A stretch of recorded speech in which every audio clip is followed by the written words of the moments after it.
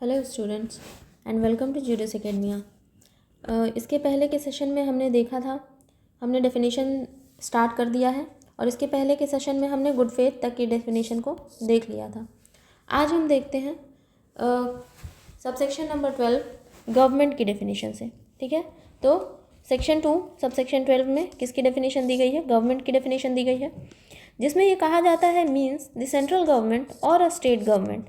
Government की definition में वो दोनों ही गवर्नमेंट्स आएंगी, चाहे वो सेंट्रल गवर्नमेंट हो या वो स्टेट गवर्नमेंट हो। फॉर एग्जांपल यूपी गवर्नमेंट एक स्टेट गवर्नमेंट है, जैसा कि आप जानते हैं, और गवर्नमेंट ऑफ इंडिया जो है वो सेंट्रल गवर्नमेंट है।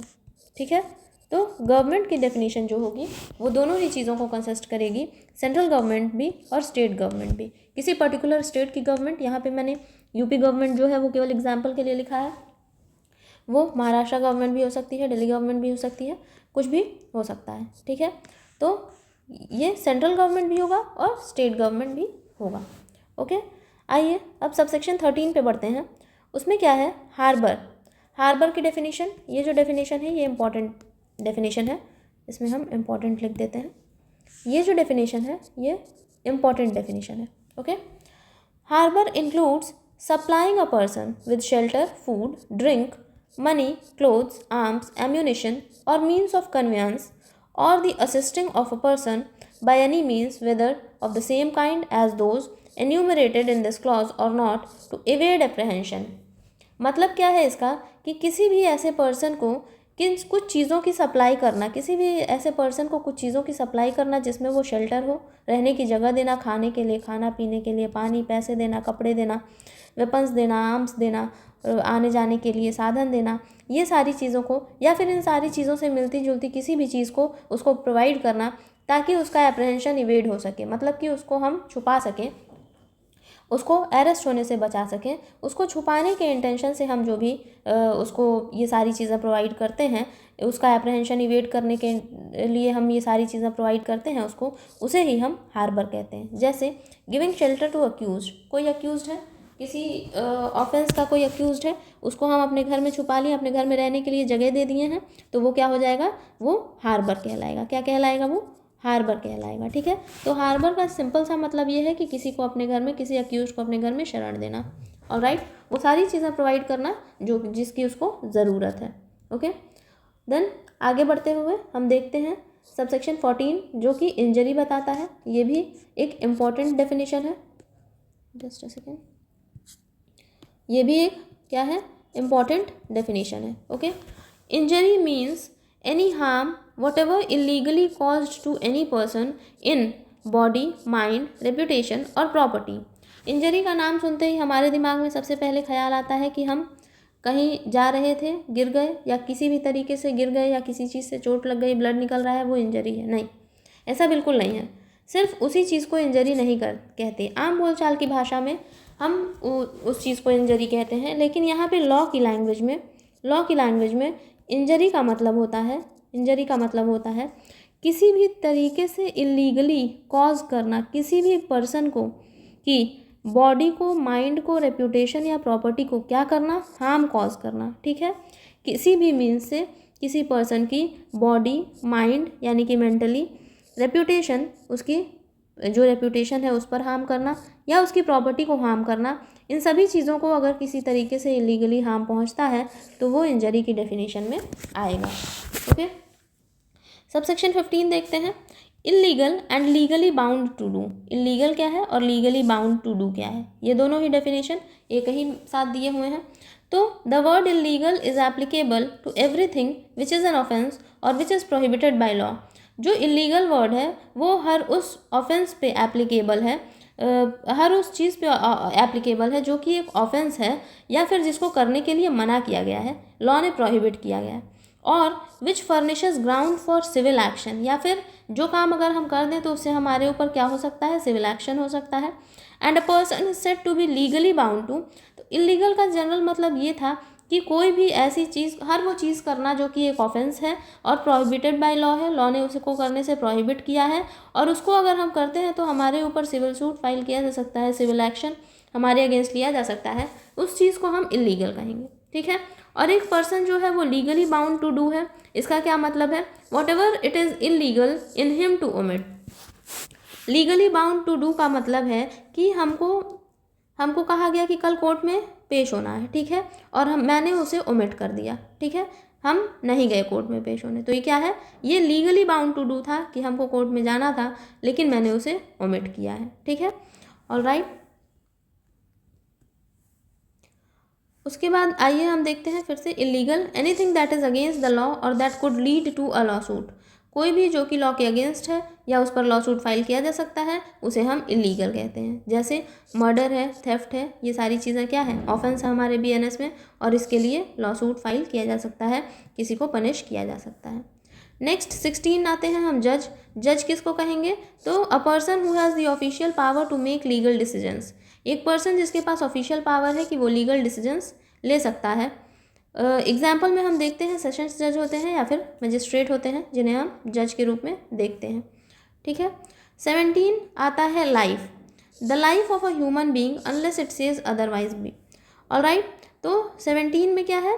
लाइफ है, ये कुछ नहीं लिखा है लाइफ, तो लाइफ में भी the life of a human being, BNS जो डील करेगा जिस लाइफ के साथ, वो केवल और केवल ह्यूमन बीइंग की लाइफ के साथ डील करता है और किसी भी चीज़ के बारे में ये बात नहीं करता। 18 local law, not so important, a law that applies to only to a specific part of India. India के कुछ स्पेसिफिक पार्ट में, जैसे कि यूपी एक्साइज एक्ट है, रेंट कंट्रोल एक्ट है, हम अच्छे से लिख देते हैं, ये बहुत इंपॉर्टेंट डेफिनेशन नहीं है, बस नॉलेज के लिए जान लीजिए, यहाँ पे लिखा ही हुआ है। छत्तीसगढ़ एक्साइज एक्ट है, यूपी रेंट कंट्रोल एक्ट है, ये सारी चीज़ें लोकल लॉज में आ जाती हैं। 19 man, a male human being of any age. Women की भी डेफिनेशन दी गई है और मैन की भी डेफिनेशन दी हुई है कि एक मेल ह्यूमन बीइंग होना चाहिए, वो किसी भी उम्र का हो सकता है, वो 80 साल का आदमी भी हो सकता है, वो 5 साल का बच्चा भी हो सकता है, तो वो मेल होगा, मैन होगा। Alright, 20 month and year, this is also not so important, लेकिन बस देख लेते हैं। Calculated according to the Gregorian calendar, बिल्कुल हम इस टाइम पे ग्रेगोरियन कैलेंडर का ही यूज़ करते हैं, तो मंथ और ईयर हम उसके अकॉर्डिंग ही कैलकुलेट करते हैं। अब आता है movable property. 21 movable property, any property that is not land और अटैच टू द लैंड। कोई भी ऐसी प्रॉपर्टी जो कि लैंड नहीं है या लैंड से अटैच्ड नहीं है, जैसे कि गोल्ड हो गया, पावर ऑफ अटॉर्नी, ये सारी चीज़ें क्या है? मूवेबल प्रॉपर्टी हैं। 22 आता है numbers. Words that are singular can also include the plural and vice versa. वो वर्ड्स जो कि सिंगुलर है उसमें प्लूरल भी आ सकता है, वो वर्ड्स जो कि प्लूरल है उसमें सिंगुलर भी आ सकता है। जैसे person consist persons and persons consist person, ठीक है। पर्सन लिखा है तो हम उसको पर्सन्स भी मानेंगे, और पर्सन्स लिखा है तो हम उसको पर्सन भी मानेंगे। नंबर का यही मतलब है कि सिंगुलर है तो उसमें प्लूरल भी होगा, प्लूरल है तो उसमें सिंगुलर भी होगा। ओके, देन आगे बढ़ते हैं। 23 ओथ। ओथ क्या होता है? इंक्लूड्स अ सोलेम अफर्मेशन और any declaration made under oath, ठीक है। कोई भी सोलेमली हम अफर्म कर रहे हैं कि हाँ हम ऐसा ही करेंगे, ठीक है, किसी अथॉरिटी के सामने, जैसे कि हम कह सकते हैं कि हम कसम खाते हैं, जैसे कोर्ट में हम कसम खाते हैं गीता पे हाथ रखे कि हम सच कहेंगे, सच के सिवा कुछ नहीं कहेंगे, तो वो क्या है? एक तरीके से ओथ है। हमने एक अथॉरिटी के सामने ये एक्सेप्ट किया है कि हम जो भी कहेंगे वो सच कहेंगे, तो स्वेरिंग बिफोर कोर्ट क्या होता है? ओथ कहलाता है। 24 that is offence, an act that is punishable by BNS और एनी अदर लॉ। वो एक्ट जो कि बीएनएस या किसी और लॉ के थ्रू पनिशेबल है उसे हम ऑफेंस कहते हैं। एग्जाम्पल जैसे कि डिफेमेशन एक ऑफेंस है, मर्डर एक ऑफेंस है। एक वर्ड होता है क्राइम और ये है ऑफेंस, तो क्राइम जो होता है वो आम बोलचाल की भाषा में हम यूज़ करते हैं, बीएनएस में आप हमेशा वर्ड ऑफेंस ही देखेंगे, ठीक है, ये हम जनरल टर्म में यूज़ करते हैं और बीएनएस में हमेशा ऑफेंस वर्ड का यूज़ होगा। 25 आता है ओमिशन, ये बहुत ही इंपॉर्टेंट डेफिनेशन है ऑफेंस की। 25 है omission, failing to do something that is required by law. कोई चीज़ लॉ के द्वारा कही गई करने के लिए और हमने उसे नहीं किया, उसे हम ओमिशन कहते हैं। जैसे मैंने अभी ऊपर बताया कि कोर्ट में पेश होना था और हम पेश नहीं हुए, तो क्या होगा? वो ओमिशन होगा। मैंने कुछ काम करना था, मैं लीगली बाउंड था उसको करने के लिए और मैंने छोड़ दिया। Okay, single as well as series of omission, जैसे एक्ट सिंगल था और सीरीज ऑफ एक्ट्स थे, वैसे ही ओमिशन है, single as well as series of omission. एक बार बुलाया गया हम नहीं गए, दोबारा बुलाया गया नहीं गए, 3 बार 4 बार 5 बार नहीं गए, ठीक है। तो ये क्या है, सीरीज ऑफ ओमिशन है। सिर्फ एक बार बुलाया गया नहीं गए, ये ओमिशन है। ओके, ऑल राइट, आगे बढ़ते हैं। इसी में एग्जाम्पल इसका देखते हैं। Not providing food to prisoner once, बिल्कुल वो कोर्ट में पेश होने की का एग्जाम्पल भी सही था, और अभी हम ये एग्जाम्पल देख रहे हैं, दूसरा एग्जाम्पल। जैसे कि प्रिजनर को एक बार खाना नहीं दिया, एक दिन खाना नहीं दिया, तो वो क्या है, ओमिशन है। कई दिन तक खाना नहीं दिया, नहीं दे रहे हैं, नहीं दे रहे हैं, नहीं दे रहे हैं, वो क्या है, ओमिशन, सीरीज ऑफ ओमिशन है। ओके, 26 आता है person includes individuals, companies and other groups of people, ठीक है। उसमें इंडिविजुअल्स भी आ सकते हैं, कंपनीज भी हो सकती हैं, और दूसरे ग्रुप ऑफ पीपल्स भी हो सकते हैं। एसोसिएशन हो सकता है, पीपल्स नहीं, पीपल, एसोसिएशन हो सकता है। और ये ज़रूरी नहीं है कि ये सारी चीज़ें रजिस्टर्ड ही हों। इनकॉर्पोरेटेड और नॉट का मतलब है रजिस्टर्ड और नॉट। इनकॉर्पोरेटेड मीन्स रजिस्टर्ड, चाहे वो रजिस्टर्ड है या नहीं है, लेकिन वो कंपनी है, ग्रुप ऑफ पीपल है, एसोसिएशन है, तो ये सब क्या होंगे, पर्सन्स की डेफिनेशन में आएंगे, पर्सन की डेफिनेशन में आएंगे। एग्जाम्पल, गूगल कोई कोऑपरेटिव सोसाइटी है, तो ये सभी क्या है, पर्सन है। सेक्शन 27 कहता है पब्लिक। पब्लिक क्या है, एनी ग्रुप ऑफ पीपल और अ कम्युनिटी, लोगों का कोई ग्रुप या उनकी कम्युनिटी जो है वो पब्लिक। जैसे कि रिलीजियस कम्युनिटी, रिलीजियस कम्युनिटी भी क्या है, एक ग्रुप ऑफ पीपल भी है जो पर्टिकुलरली किसी रिलीजन को फॉरवर्ड करते हैं, जो पर्टिकुलरली किसी रिलीजन के फर्दरेंस में होते हैं, ठीक है, तो ये पब्लिक आ जाते हैं। ऑल राइट, नेक्स्ट हम देखते हैं। नेक्स्ट है 28 पब्लिक सर्वेंट। पब्लिक सर्वेंट कौन होता है, a wide range of people working for the government, कई ढेर सारे लोग जो हैं वो गवर्नमेंट के लिए काम करते हैं, जिनमें कुछ ऑफिसर्स होते हैं, जजेस भी होते हैं, और वो कोई भी जो गवर्नमेंट अथॉरिटी का पर्सन है उसको हम क्या कहेंगे, पब्लिक सर्वेंट कहेंगे, जो भी गवर्नमेंट के लिए काम करते हों। जैसे जजेस हैं, म्यूनिसिपल ऑफिसर्स हैं, ये सभी गवर्नमेंट के लिए काम करते हैं, हम इन्हें पब्लिक सर्वेंट कहते हैं। 29 आते हैं reason to believe, having enough evidence to believe something is true.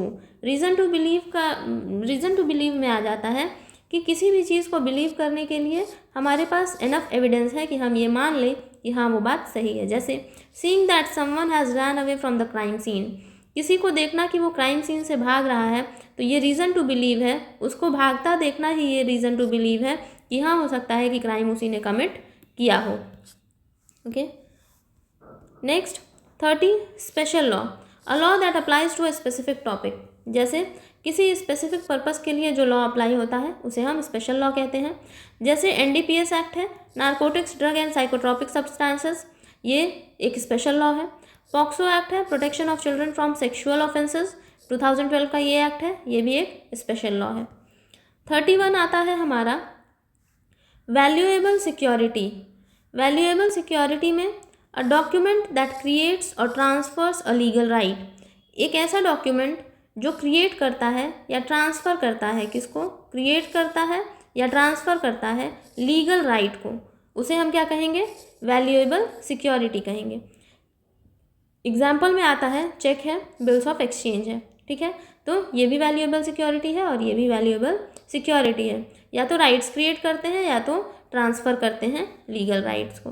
Okay, then 32 vessel. Vessel भी इम्पॉर्टेंट है, आपका इम्पॉर्टेंट है। Anything made for transporting people और थिंग्स बाय वाटर, किसी चीज़ को या लोगों को पानी के थ्रू ट्रांसपोर्ट करने के लिए हम जिन चीज़ों का इस्तेमाल करते हैं उसे हम वेसल कहते हैं। जैसे बोट है, शिप है, ये सारी चीज़ें वेसल हैं। नेक्स्ट आता है हमारा 33 वॉलंटरीली। वॉलंटरीली मतलब अपनी मर्ज़ी से कोई चीज़ करना। डूइंग समथिंग इंटेंशनली और with the knowledge that it might cause a certain result, किसी काम को इंटेंशनली करना या इस नॉलेज के साथ करना कि हम जो काम कर रहे हैं उससे कोई ना कोई रिजल्ट होगा ही। अब जैसे हम गए किसी घर में चोरी कर लिए, तो हम जानते हैं कि चोरी का कॉन्सिक्वेंस क्या होगा, कि हमें पनिश किया जाएगा। जैसे किल और रॉब समवन, ठीक है, तो किल और रॉब समवन दोनों ही के कॉन्सिक्वेंस क्या है, पनिशमेंट है, ठीक है, हमें पनिश किया जाएगा, ठीक है। तो हम वॉलंटरली हमने ये काम किया, किसी को मार दिया, किसी कहीं चोरी कर ली, तो ये सारी चीज़ें क्या है, वॉलंटरीली होती हैं। 34 is will, a legal document that says what will happen to a person's property after they die. Will का मतलब होता है, विल एक ऐसा लीगल डॉक्यूमेंट है जो कि बताता है कि एक पर्सन के मरने के बाद उसकी प्रॉपर्टी का क्या होगा। ठीक है, ये एक क्या है, टेस्टामेंट है, एक लीगल डॉक्यूमेंट है जो बताता है कि अगर कोई पर्सन मर जाता है तो उसके बाद उसकी प्रॉपर्टी का क्या होगा, उसके एयर्स को मिलेगी, उसके लीगल रिप्रेजेंटेटिव्स को मिलेगी या फिर ट्रस्ट में जाएगी। ये सारी बातें विल में ही डिसाइड होती हैं। 35 is woman, a female human being of any as. अभी हमने मैन की डेफिनेशन ऊपर देखी थी, उसमें क्या था, a male human being of any age. यहाँ पे 35 में वुमन है, a female human being of any age. Alright, तो इसमें एग्जाम्पल हम देख लेते हैं। चाहे वो 5 साल की बच्ची हो या 60 ईयर्स की कोई वुमन हो या 80 ईयर्स की कोई वुमन हो, इसका कोई मैक्सिमम और मिनिमम लिमिटेशन नहीं है। किसी भी एज का कोई भी फीमेल ह्यूमन बीइंग होगी तो वो क्या होगी, वो वुमेन की डेफिनेशन में आएगी।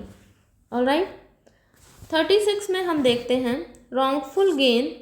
रॉन्गफुल गेन का क्या मतलब है, gaining property illegally. Wrongful gain का मतलब होता है कि किसी गलत तरीके से किसी की कोई प्रॉपर्टी को अपने हाथ में कर लेना, अपने अपने खुद के पोजेशन में ले लेना। जैसे wrongful possession of goods theft. तो क्या हुआ कि मैंने कोई सामान, या फिर एक ए है, उसने एक शॉप थी यहाँ पे कई सारे सामान पड़े हुए थे, उसमें से कुछ सामान उठा के इसने अपने पास रख लिया। ठीक है, तो ये क्या है, ए के पास रॉन्गफुल गेन हुआ और ये जो शॉपकीपर है उसका क्या हो गया, रॉन्गफुल लॉस हो गया। वो अगर बेचता उस सामान को तो उसको पैसे मिलते। ठीक है, लेकिन अभी क्या हो गया, उसका नुकसान हो गया, तो उसका क्या हुआ है, रॉन्गफुल लॉस हुआ है। और ए ने उस चीज़ को चोरी कर ली तो उसका क्या हुआ है, रॉन्गफुल गेन हुआ है। तो रॉन्गफुल गेन हम इसको कहते हैं कि किसी प्रॉपर्टी को इलीगली गेन करना। ठीक है, अब चोरी तो लीगल है नहीं। 37 आता है रॉन्गफुल लॉस। बिल्कुल गेन में के साथ ही मैंने लॉस भी समझाया, लूजिंग प्रॉपर्टी इलीगली। ठीक है, losing property because of cheating.